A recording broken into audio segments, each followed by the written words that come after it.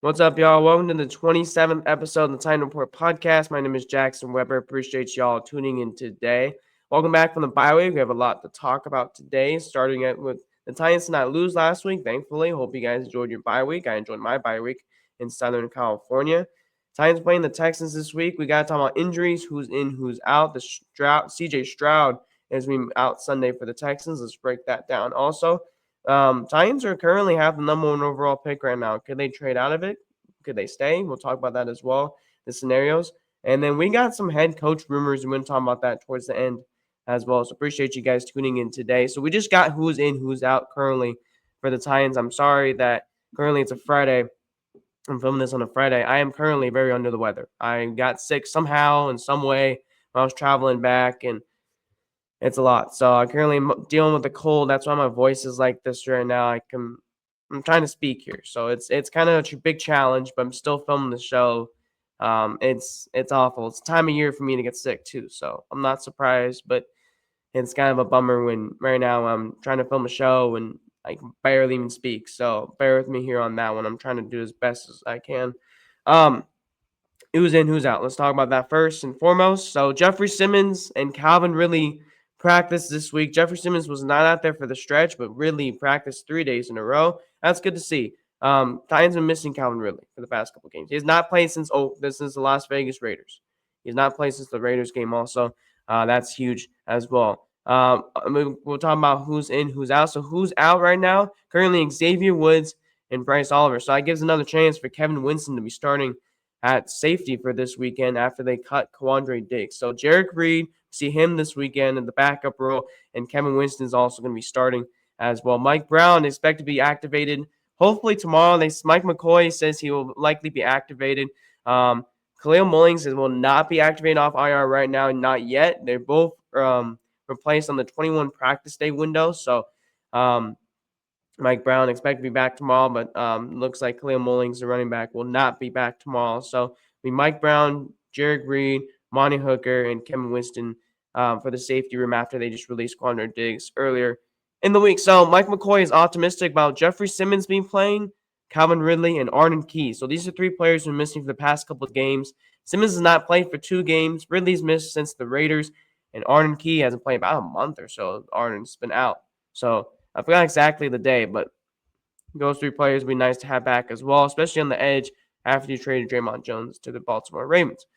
So Bryce Oliver and Woods are the only Titans who are out right now. So that's good.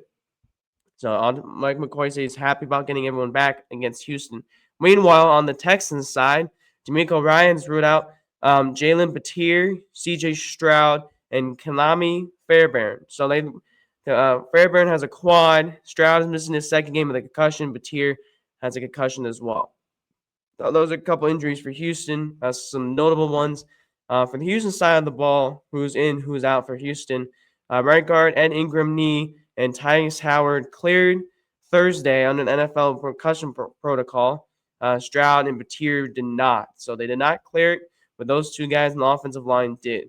Dalton Schultz returned to practice Friday. He's expected to be playing on Sunday. So they get their tight end back as well. So Texans get a lot of people back on Sunday. So before we get into anything else with the Texans, we're going to talk about Davis Mills a lot today as well. We're going to break down the Titans, and we're talking about how key victories to get a win. We got news this week. L'Jarius Sneed, who is on injured reserve. Paul Kaharsi put this on his X, and check it out on paulkaharsi.com. He's tracking L'Jarius Sneed for the felony in Dallas County last year. If you guys remember, around December of last year, L'Jarius Sneed got in trouble for being in the car of a drive-by shooting. So it was rumored today, and he put this out as well. Cornerback L'Jarius Sneed on Tuesday, he failed to report a felony, and it is a Class A misdemeanor, which is punishable for 1 year in jail or a $4,000 fine or both. So trial date is not yet. So we don't know when the trial date is. We probably won't know until maybe the spring. That's what Paul Kaharsi said. Don't quote me on that. That's awful. So L'Jarius Sneed, who's been on injured reserve, the Titans season's already been going awful. Already it is. Now L'Jarius Sneed, if he actually gets in trouble here, and if the if the court actually wants to do this, the grand jury, Snead could actually face some jail time, 1 year of jail time. So there you go. And Teresa Walker put this out. It was a video. She put this out. I do want to look this up real quick and just see. Surveillance video shows the Jerry Snead driving car minutes before the shooting. There you go. So that's not good if Jerry Snead. So we'll keep an eye on that, and we'll let that know in the offseason, and we'll see what that is. So, yes, we did mention before we get into Javis Mills, so we're going to talk about him as well. We're talking about the Titans can get some wins, get 3 ways they can get a win versus Houston. Yeah, CJ Stroud is out for the second straight game. He got hurt versus Denver. Davis Mills is going to be taking the starting role. We've seen Davis Mills a lot. He's appeared in 6 games versus the Titans. The last time we saw Davis Mills was actually last year on January 5th, where he came in for Stroud after Houston was already leading in big in that game, and they're going to face the Chargers in that playoff. So they wanted to take Stroud out, and they want to put Davis Mills in. So Davis Mills completed 12 of 22 passes for 128, no touchdowns, no picks in that game. So last time he actually started against the Tennessee Titans was back in 2022 when the Texans got a 19-14 win. That was when Malik Willis was starting on Christmas Eve. 17 for 28, 60.7 completion percentage, 178 passes with 1 touchdown, 1 interception. So we've seen Davis Mills in the past. He's had 5 touchdowns, and he's thrown 2 interceptions in 6 games versus the Tennessee Titans. Passer rating of 89.1 with 759 passing yards. So Davis Mills is a guy we've seen before, right? Davis Mills last week, the Texans really got lucky. I don't know how Jacksonville blew up this game. I don't know how you let the Texans in the fourth quarter just stomp on you like that. So, yeah, the Jacksonville Jaguars, who have been really hot to start out the year, are starting to go really cold now, and they've lost a couple of last games. Travis Hunter is on IR. He's going to be missing the rest of the year with a bad injury. So that's Jacksonville Jaguars are currently getting thin. I'm trying to see what Travis Hunter tore. I know he tore something. I just forgot on the top of my head. LCL. And he'll be missing the remaining of the season. So, bummer for him. Hope he gets healthy pretty soon and we can see him next year. So, Davis Mills, yeah, the Houston Texans scored 26 points in the fourth quarter. Again, the Houston Texans are not a great running team. Also, Nick Chubb's has not had a so far great year. Woody Marks has actually been stepping up for Houston. This is a guy I know him really well. He's a big Trojan. He's not that tall, but he gets in the backfield. Has a lot of speed. Watch out for Woody Marks. Watch out for Nick Chubb. I expect Woody to get most of the snaps on Sunday. We'll see about that. We'll see what the game plan is, but Woody Marks is a machine, and he's actually done really well against the Titans before when in week 4. I'm trying to find that for you guys. I remember we played them. I remember Woody Marks did really well, so I'm trying to find that. I think there's some stats. So yeah, Woody Marks, when he was facing 69 yards and a touchdown, averaged 4.5 against the Titans in week 4. So that was the last time we saw the Texans. So key ways to get a win, right? Key ways to get a win. I basically have 3 ways. I'm going to say 4 or 5. My biggest swing, consistency from Cam Ward. We've been waiting for so long to see consistency. I want to see how Cam Ward does under pressure, right? How he does inside, outside the pocket. Let him go loose. Take some shots down the middle of the field. If he gets picked off, it happens. Let Cam Ward take some shots. I want to really see some consistency from Cam. I know last week a lot of people were saying it was a big struggle against the Chargers. So 2 weeks ago, against the Chargers. But just let Cam throw the ball. Let him let loose, man. We need to get some more offense. We need to get some more juice. Let Cam Ward roll. That's something he needs to do. Get him some more big plays down the middle of the field. I want to see that from Cam Ward also. So that's my big number 1 thing. Get that consistency going for Cam. Number 2, third down. Third down. The Titans this year, okay. So far this year, this was last week. So in week 4, they're 2-11 on third down, 18 percentage. Texans were 6 for 15 with a 40 percentage. So Titans, you got to get better on third down. You got to make some better plays on third down. Don't do that wildcat crap. I don't want to see that. I don't want to see that like 3 or 4 times when it got stuffed in the backfield, right? So, yeah, more consistency on third down. I would love to see that. I think a lot of fans want to see that as well. And especially, Cam Ward, receivers. Third downs would be a big key. So, I think that's going to be a big thing as well. How do you get that on third down? Better plays, better play calling, more protection. Get the ball out. Get the ball out quick. Receivers getting stride. So they call some slants. Whatever you got to do, dude. Get the third downs, make consistency. Keep the Texans defense on the field as long as you can to wear them down later in the game. Take advantage of those mistakes if Houston gives you, especially in the secondary. Calvin Ridley is going to be back this weekend. So, again, those are going to be some that's the number 1, 2 takeaway I have. Number 3, get your receivers. Get them some time. Go action with the receivers, right? I mean, obviously get the young guys involved. I think it will help a lot with Calvin Ridley coming back on Sunday. I think that's going to be a big boost for Cam. Get him open. Get him in stride. Ridley, catch the ball. Catch the ball. I think that's the biggest thing. Ridley's been struggling over the catching the ball over the last couple weeks. I want to see him get open and catch the ball. Make some big plays for Cam. He's going to be his biggest weapon on Sunday. We didn't really train anybody on the offense. We didn't train anybody on the offense for Cam Ward. So Cam Ward has all of his weapons there, all of his pieces still there. Now it's time to make some plays, actually get some hope for the Titans. So I hope we get some hopes. And number 4, pressure. Titans did a really good job, I think, against the Chargers with pressuring, right? I know that was a lot from Draymond Jones.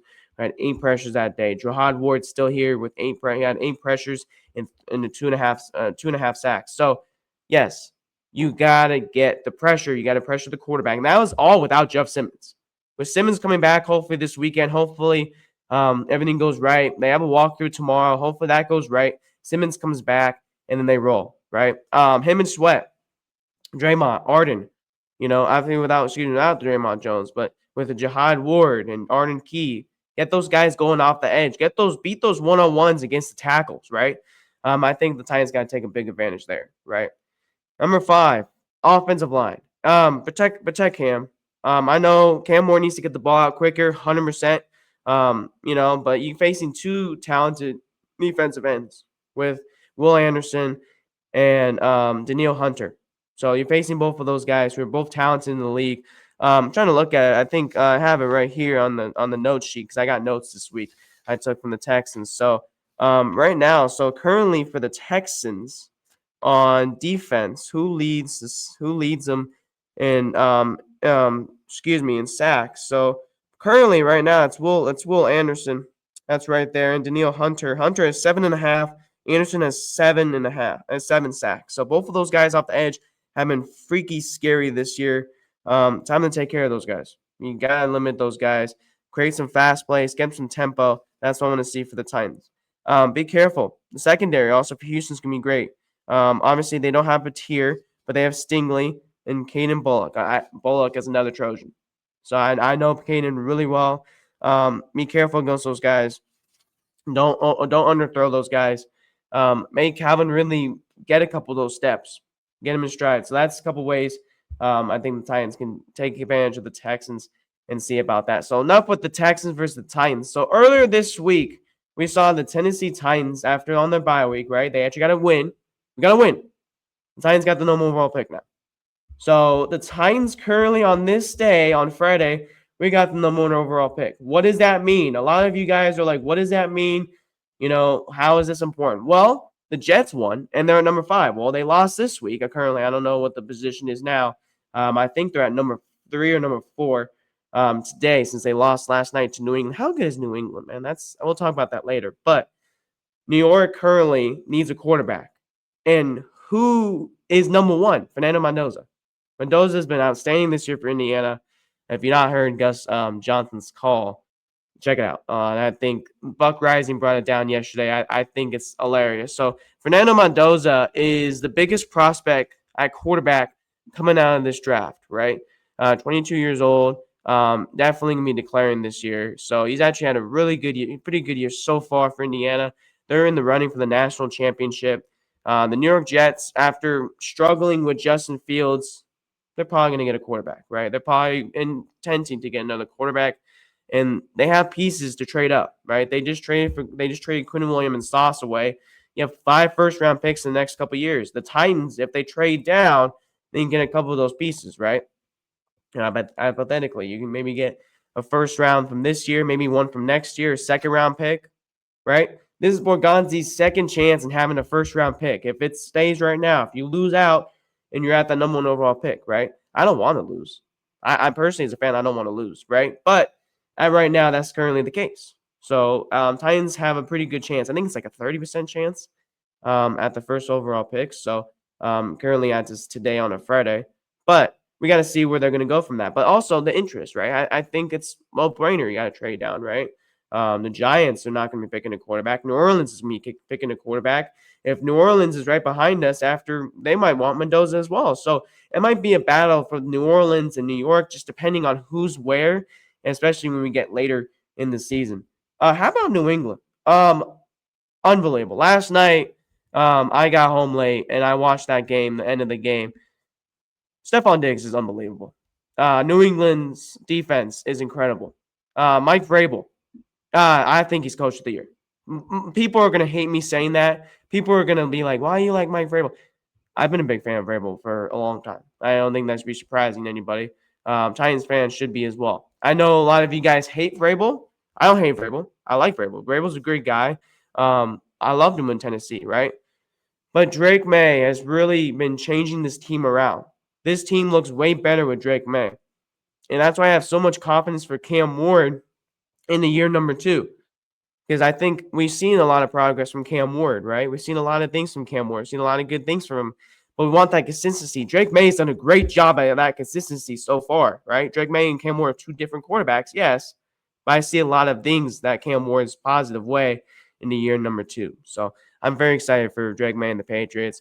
The biggest question we do want to talk about, the playoffs come around, who you guys want to root for? Because obviously not going to be us, right? Unfortunately. Who are you guys going to root for in the playoffs? I'm rooting for New England. 100%. I am not rooting for the Colts. I'm sorry. I cannot root for the Colts. As much as they have a good story, I can't. I can't do it. I'm not rooting for the Colts. So, unfortunately, that's just my thing. So, anyway, but yes. So, that's going to be – I'm very excited for Drake May and Mike Vrabel. I think he's going to win Coach of the Year. So, we got rumors this morning, and this is going to be the last thing we talk about before we head out of here. So, I appreciate y'all dealing with my voice. I think my voice has actually been pretty solid here. I think my voice has done a pretty good job staying with me. So I'm very happy for that. So news. So Bruce Feldman with college football and the Athletic and Fox News. He said one industry source says there's at least a modicum of interest in Kiffin among decision makers with the Tennessee Titans. Ooh. So a lot of people are now thinking, a small group, with Lane Kiffin going to the Titans. I mean, this is going to be a story we're going to have to follow for a while. I mean, I've known him at USC. He's coached at SC for a couple of years. The only NFL experience he has was with the Oakland Raiders, and he was 5-15 in the NFL. But he's been a great college coach. Ole Miss right now is number 7 in the country. They look good right now. They're 9-1. I truly, a lot of people are going to come at me here. I don't mind it.